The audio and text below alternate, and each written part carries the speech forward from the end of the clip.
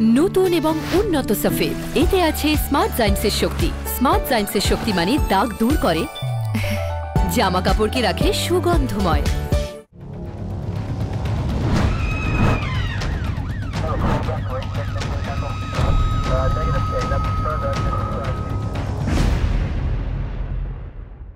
Case ডায়েরিতে আমরা বিভিন্ন অফিসারকে নিয়ে এসেছি। আইপিএস অফিসার আছেন বা ওয়েস্টবেঙ্গল পুলিশের বিভিন্ন রকম র্যাঙ্কের অফিসার রয়েছেন, অধিকাংশই পুরুষ।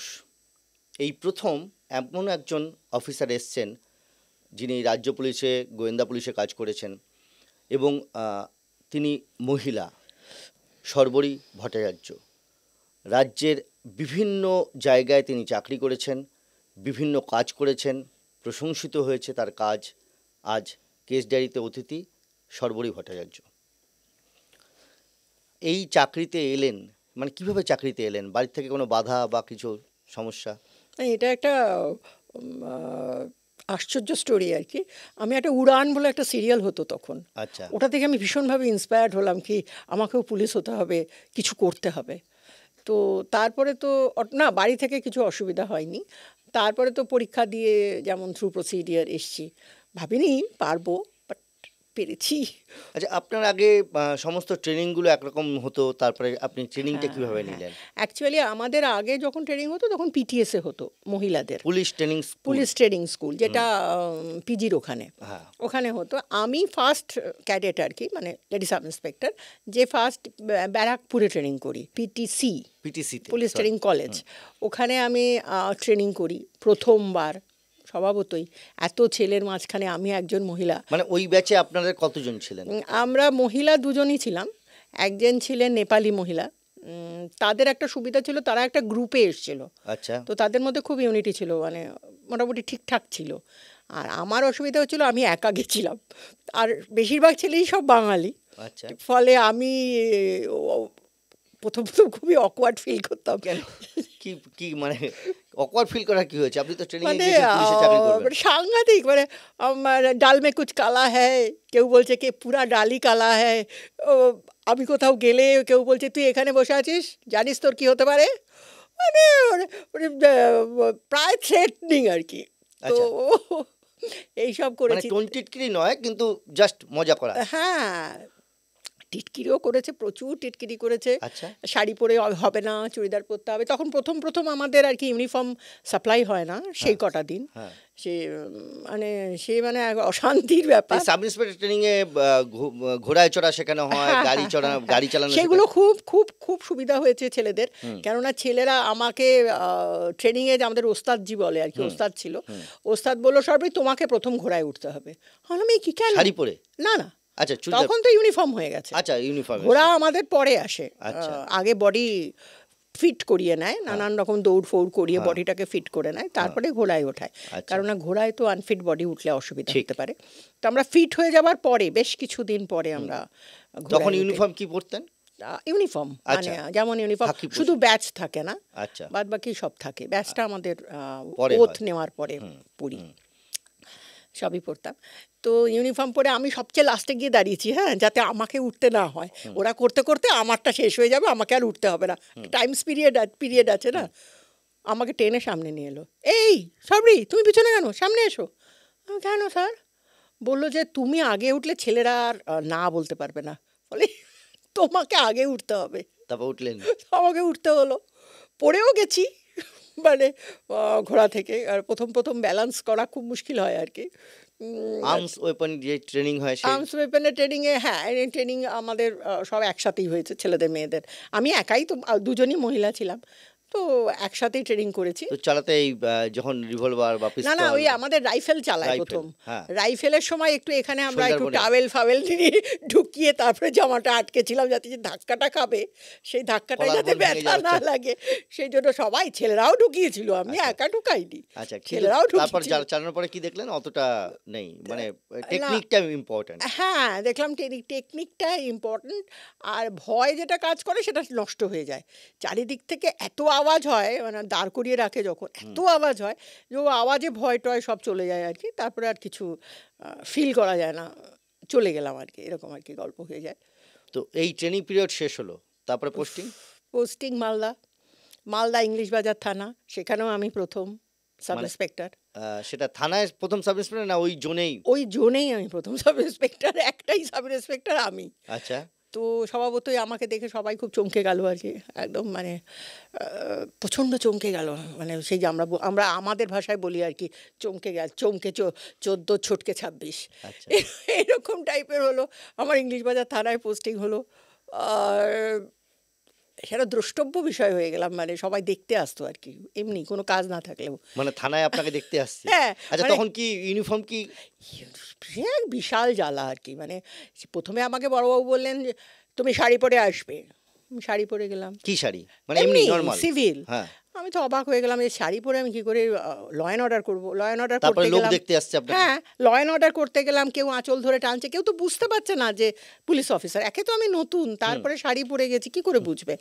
তো আমি দেখলাম যে এরকম করে সম্ভব নয়, হয় আমাকে ভিকটিম ভাবছে, নয় আমাকে থানাতেও আমাকে হয় ভিকটিম ভাবছে, নয় কোনো অফিসারের বউ ভাবছে বা কিছু ভাবছে, এরকম টাইপের কিছু একটা ভাবছে।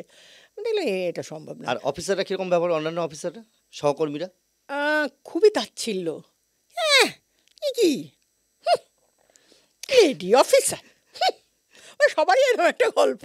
মানে একজন ছেলে ছিল ওখানে, মানে আমার থেকে এক ব্যাচ সিনিয়র, ও একটু ওর বউটা ছিল, নতুন বিয়ে হয়েছিল, আমরাও তখন ছেলে মানুষ, তো ও অতটা তাচ্ছিল্য করেনি। মানে বয়স তখন আপনার? 24। আচ্ছা।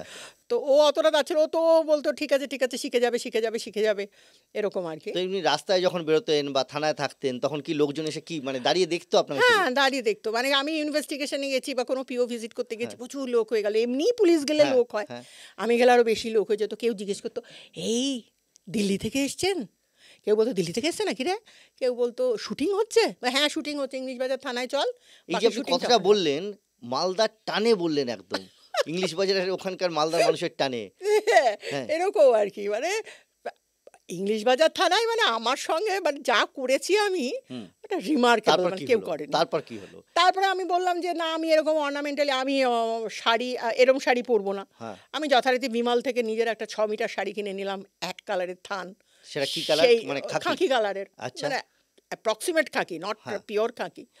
সেই নিয়ে আমার রুম হয়ে গেল, অ্যাডিশনাল এসপি রুম হয়ে গেল। কি রুম মানে এবার একটু রুমটা ব্যাখ্যা একটু বলে দিন। মানে রুম মানে কেউ একটা ভুল করলে তাকে জিজ্ঞাসাবাদ করা, তাকে ডেকে নিয়ে এসে সিনিয়র অফিসাররা জিজ্ঞাসাবাদ করেন, ধমক দেন, এই সমস্ত কি অসুবিধা তোমার, বা তোমার কোনো কাজে ভুল থাকলে সেগুলো জিজ্ঞেস করে, যে ইন্টেনশনাল। মানে শুধু শাড়ি কেনার জন্য এবং সেই শাড়ি পরার জন্য আপনার রুম হলো?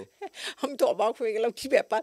গেলাম, যাওয়ার পরে বললো কেন, বললাম আমার এটা অসুবিধা হচ্ছে, আমার পক্ষে সিভিল শাড়ি পরে ল অ্যান্ড অর্ডার ডিউটি করা সম্ভব না, আর ইউনিফর্ম আমাকে পরতে দেওয়া হচ্ছে না।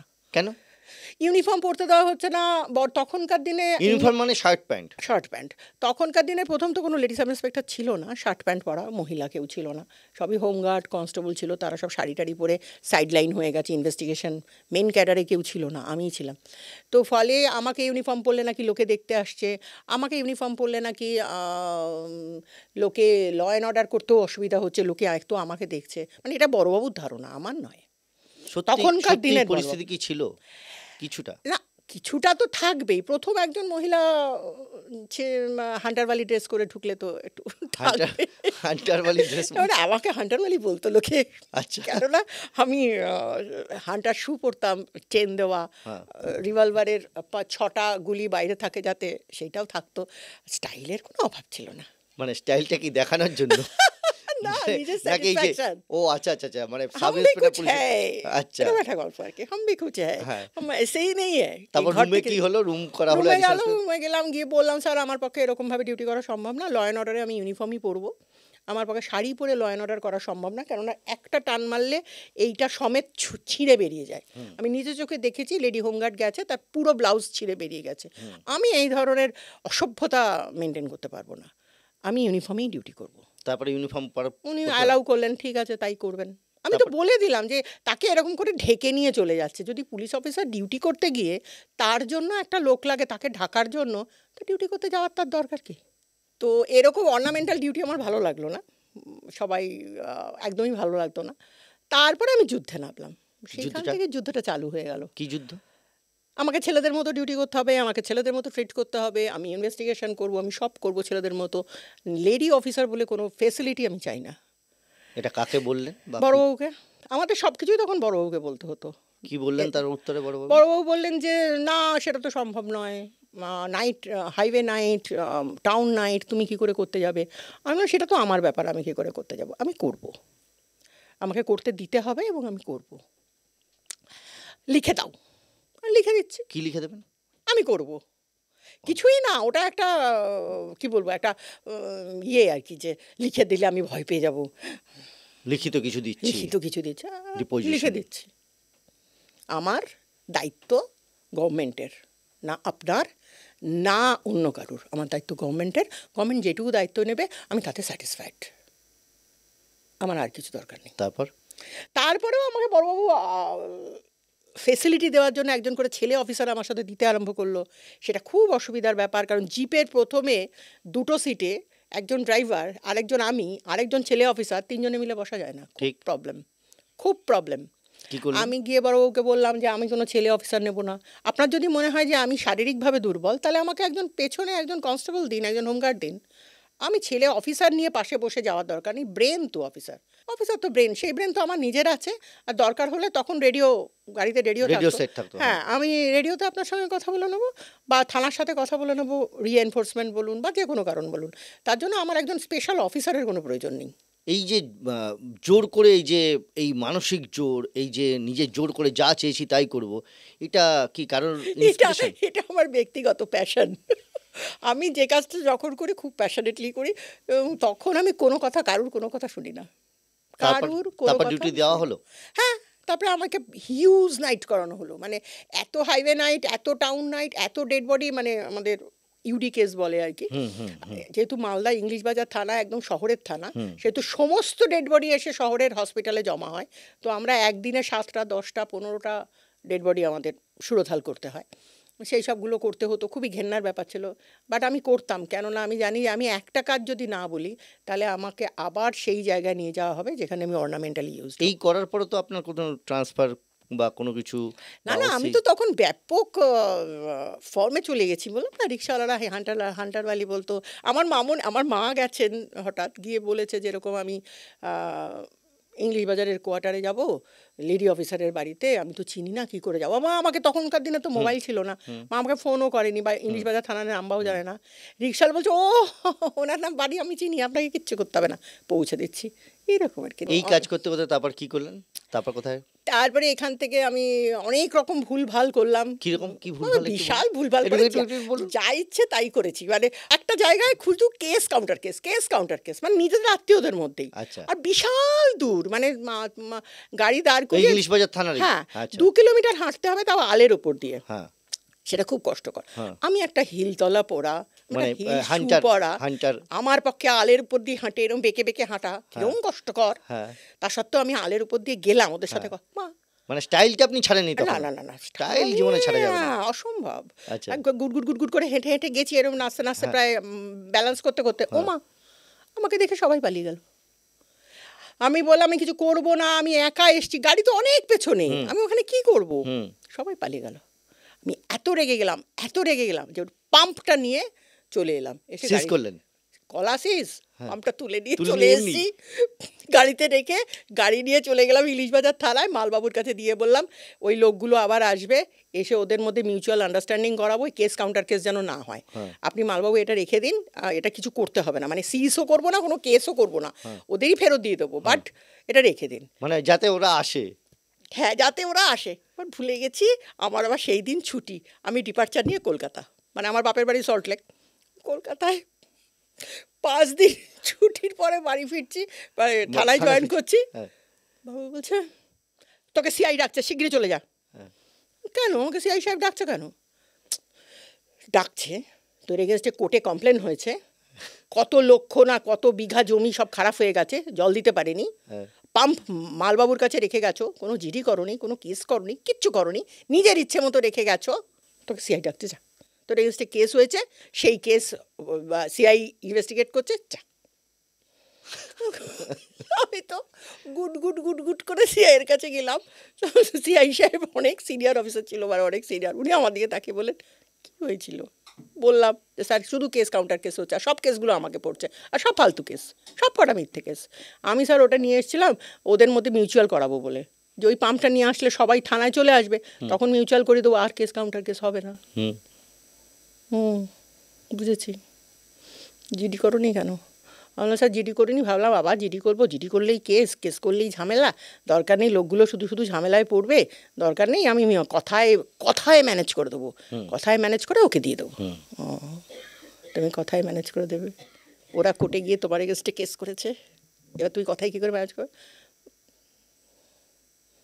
যাও আমি দেখে নিচ্ছি। উফ বাবা, ডেড বডি, আমি নাইট টাউন নাইট করছি, আমাকে খবর এসছে যে একটা ডেড বডি আছে, তোমাকে ডেড বডিটা দেখতে হবে। এবার গাড়ি থেকে নেমেছি, তড়াক করে নামতে হবে না, তড়াক করে লাফ দিয়ে নেমেছি, মানে সিনেমায় যেমন দেখা যায় না ভাই, আমি তো আর এরকম করে করে নামতে পারি না এখন যেরকম উঠি, এরকম তো আর আমি উঠতে পারি না তখন, না তখন একদম স্টাইল। তড়াক করে লাফ দিয়ে নেমেছি, নেমে এগিয়ে গেছি, ওই যে সেই আসরানির গল্পের মতো আধে উধার যাও আধে বাকি মেরে পাচ্ছে আও, এরকম করা ওর অবস্থার মতো করে আমি গেছি, গিয়ে দেখলাম আমার পেছনে কেউ নেই, তারপর ডেড বডিটা তো নামাতে হবে, ওরা ইচ্ছে করে, ডেড বডিটা তো নামাতে হবে, ওরা ইচ্ছে করে দাঁড়িয়ে আছে, ভাবছে যে দেখি ডেড বডিটা কি করে নামায়, পেছনেই আছে কিন্তু লুকিয়ে ফুকিয়ে কোথাও আছে। এইবার আমি গিয়ে তো আর বলতে পারছি না যে আমি নামাতে পারবো না ডেড বডি, আমার ঘেন্না করছে, তার আমি বলতে পারবো না, আমি তো পুলিশ, আমার তো ঘেন্না পিত্তি কিচ্ছু নেই। ডাক্তার বললো, আমি জিজ্ঞেস করলাম ডেড বডি কোথায়, ম্যাডাম ঘরে। আমি দরজাটা খুলে যেমন যেতে গেলাম, যার সাথে ধাক্কা লাগলো দেখলো সেরকম দুলে উঠলো, সেটাই বডি, সেরকম দুলে উঠলো, আমি এরকম চমকে উঠলাম, ওরে বাবা।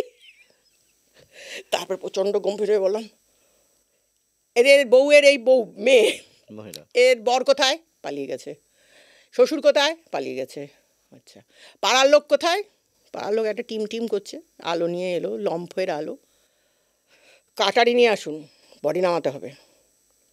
আমি তো ওপরে উঠবো না, আমি এগুলো ওপরে উঠবো, বডি নামাতে পারি নাকি আমি, এটা রাত্রেবেলায় হচ্ছে। হ্যাঁ, আমি তারপরে খোঁজে, এই বাবু সেই বাবু, আপনারা সব কোথায় গেলেন, আপনাদের মানে আপনার সঙ্গে যারা গিয়েছে আর কি, তারা তো দেখাই যাচ্ছে না, বডি ছোবে না রাত্রিবেলা, ইচ্ছে করে বদমাইশি, আর বডিটাকে আমি নামাবো, চলে আসুন, তো যাই হোক বডি নামাবো, মানে সেই দুলে ওঠাটা আমার এখনো ফিল হয়। ইংলিশ বাজার থেকে তারপরে কোথায়? আচ্ছা, আমি ইংলিশ বাজার থেকে আমি চলে এলাম আইবি, সিএম সিকিউরিটি, ওখানে তখন ওইটাও তখন প্রথম উইংস হচ্ছে। আচ্ছা, ওনারা মানে তখন অ্যাডমিনিস্ট্রেশন ফ্রেশ ক্যান্ডিডেট খুঁজছে, যারা ভালো কেরিয়ার ভালো এরকম ক্যান্ডিডেট খুঁজছে, এবং সেই জন্য আমাদের 10 জন ছেলে, মানে আমরা মিলিয়ে, আমি একাই মেয়ে, স্পেশাল সিকিউরিটি উইংস ছিল, স্পেশাল সিকিউরিটি উইংস পরে হলো, আগে ছিল প্রোটেকশনে আমাদের পোস্টেড হলো। আমি বেশিরভাগ ওখানে প্ল্যানারই করতাম, মানে প্ল্যান করতাম, রুট প্ল্যানিং। কি ধরনের প্ল্যানিং হয়? মানে সিএম কোথায় যাচ্ছে, ধরুন কোনো সিএম যাচ্ছে, ওই মিটিং এর খবর আসে এখানে যাচ্ছে, তো এবার ধরুন আমার সিএম কোথা থেকে বেরোচ্ছে, তারপরে কোথায় যাচ্ছে, কোন হল্ট আছে কিনা, হল্টে থাকলে কোথায় দিয়ে কোন রাস্তা দিয়ে যাচ্ছে, ওপর দিয়ে যাচ্ছে না গাড়ি করে যাচ্ছে না ট্রেনে যাচ্ছে, এদের ডিফারেন্ট জার্নির ডিফারেন্ট, এবং তার সঙ্গে সাবস্টিটিউট প্ল্যান, মানে route, backup plan, safe house, কোনো অসুবিধা হলে তাকে কোথায় নিয়ে যাওয়া হবে, কোনো অসুবিধা হলে হসপিটাল কি হবে, এই পুরো প্ল্যানটা আমাদের করাই থাকে, আগে থেকেই করি আর কি আমরা, মানে ওই রুটটা জেনে ওইখানে। সেই সময় মুখ্যমন্ত্রী কে ছিলেন? জ্যোতি বসু। হ্যাঁ, আচ্ছা, এটা 90-এর দশকের ঘটনা। হ্যাঁ, 94 টুর হবে, তো তখন জ্যোতিবাবু ছিলেন, তো ওইগুলোই আমি করতাম বেশিরভাগ। আমি খুব একটা আমাকে বাইরে পাঠাতো না, কারণ যেহেতু ওই প্ল্যানিং আমিই করতাম, তো ওই জন্য খুব একটা আমি বাইরে যেতাম না। তাছাড়া আরও ভিআইপি আছে না, পিএম, রাজ্যপাল, হেনা তানা, যত ভিআইপি আছে সবার এই প্রোটেকশন পুরো কাজ করতো, রুট প্ল্যান থেকে শুরু করে সমস্ত, মানে এদের কোথায় থাকবে, কি বৃত্তান্ত, এরা কি করবে, কখন যাবে, কি করবে না, টাইম ধরে কে অ্যাকম্পানিড হবে, এভরিথিং আমাদের আসতো। কলকাতা পুলিশ থেকে আসতো, বিভিন্ন জায়গা থেকে। তখন তো কলকাতা পুলিশ এবং রাজ্য পুলিশ আলাদা আলাদা প্রোটেকশন, কিন্তু প্রোটেকশন থেকে দেখা হতো এই পুরো রুট প্ল্যানিংটা। এটা করতে করতে তারপরে এটাও একটা এক্সপেরিয়েন্স হলো। হ্যাঁ, এটা হলো ভিভিআইপি কিভাবে মুভ করেন। তারপরে আমার প্রমোশন হয়ে যাওয়ার পরে আমি চলে গেলাম সিআইডি অ্যাজ ইন্সপেক্টর গেলাম। সেটাও একটা মজার কথা। সিআইডিতে আমি যখন ইন্সপেক্টর হয়ে ঢুকলাম তখন সেখানে আমার মানে আমি যে ঢুকলাম আমি অ্যান্টি হিউম্যান ট্রাফিকিং ইউনিটের ওসি ছিলাম। আচ্ছা, মানে ওসি হিসেবে জয়েন করলেন? না, আচ্ছা, প্রোটেকশনে জয়েন, ওখানেও একটা প্রোটেকশন বলে সেকশন ছিল। আচ্ছা, তো ওখানে আমি প্রথম জয়েন করলাম। আমি ক্রিয়েট করলাম সেকশন, আমি ওসি হিসাবে, মানে আমি নতুন হলো আর কি, মানে আমি বললাম না আমি যেখানে যাই সেখানে সব নতুন হয়ে যায়, মানে ওই একটা সেকশন ক্রিয়েট করলেন অ্যান্টি হিউম্যান ট্রাফিকিং ইউনিট হলো। এমএইচ এর ইনস্ট্রাকশন ছিল, সেখান জন্যই তৈরি হয়েছিল। সিআইডি খুব খুব প্রমিনেন্ট রোল নিয়েছিল নোডাল অফিসার হিসাবে, এবং খুব ভালো কাজ করেছিল সেই সময় সিআইডি হিউম্যান ট্রাফিকিংয়ের ওপরে। আমি ওসি ছিলাম। তো ওই সময় তো আমার দৌড়াতে অনেক লোকই টিকতে পারেনি, প্রচুর। আরে হাইকোর্ট তখন খুব অ্যানয়েড ছিল পুলিশের উপরে যে ভিকটিম যে ডিসঅ্যাপিয়ার করে যাচ্ছে। যে হিউম্যান ট্রাফিকিং এর কি অধিকাংশই মেয়ে? অধিকাংশই মেয়ে। কিভাবে ট্রাফিকিং হতো? বেশিরভাগই হচ্ছে কাজের প্রলোভন অথবা প্রেম। তারপর এবং সবচেয়ে অসুবিধা হচ্ছে যে এই মেয়েটা মিসিং হয়ে গেল, মিসিং হয়ে মানে কোনো একটা স্পেসিফিক ঘটনা বলছেন? হ্যাঁ, না স্পেসিফিক না, আমি এমনিই বলছি যে কোনো মেয়ে তার বাড়ি থেকে মিসিং হয়ে গেলে 2 ঘন্টা থেকে 8 ঘন্টার মধ্যে তাকে বহু দূরে ট্রান্সফার করে দেওয়া যায়, কিন্তু কেস হয় কিন্তু অনেক পরে। কার গাফিলতি? বাড়ির লোকের? না বাড়ির লোকের গাফিলতি বলবো না, এটা ঠিক গাফিলতি না, এরা খোঁজে নানান জায়গায়। ধরুন আমার আত্মীয় স্বজনের বাড়িতে খোঁজে, এখানে খোঁজে, সেখানে। প্রথম বলুন একদম রিমোট এরিয়া থেকে এটা হয়? ছোট বাচ্চাদের কথা বলছি, মানে যারা অল্প বয়সী মেয়ে। আর বড় মেয়ে যেগুলো ট্রাফিক হয় তাদের আবার বাবা মাদের একটা দোষ থাকে, কেননা তারা কাজের জন্য পাঠায়। এবার কাজের যতদিন টাকা আসে তাদের কোনো চিন্তা থাকে না, যেই টাকা আসাটা বন্ধ হয়ে যায় তখন ওদের চিন্তা আরম্ভ হয়, এবং তখন ওরা কেস টেস করে। তাতে অসুবিধা হয় যেটা 3 বছর 5 বছর 10 বছর পরেও কেস হতে পারে, তখন আর আমাদের পক্ষে ইনভেস্টিগেট করাটা খুব মুশকিল হয়ে যায়। নতুন এবং উন্নত সফেদ, এতে আছে স্মার্ট সায়েন্সের শক্তি। স্মার্ট সায়েন্সের শক্তি মানে দাগ দূর করে, জামা কাপড়কে রাখে সুগন্ধময়।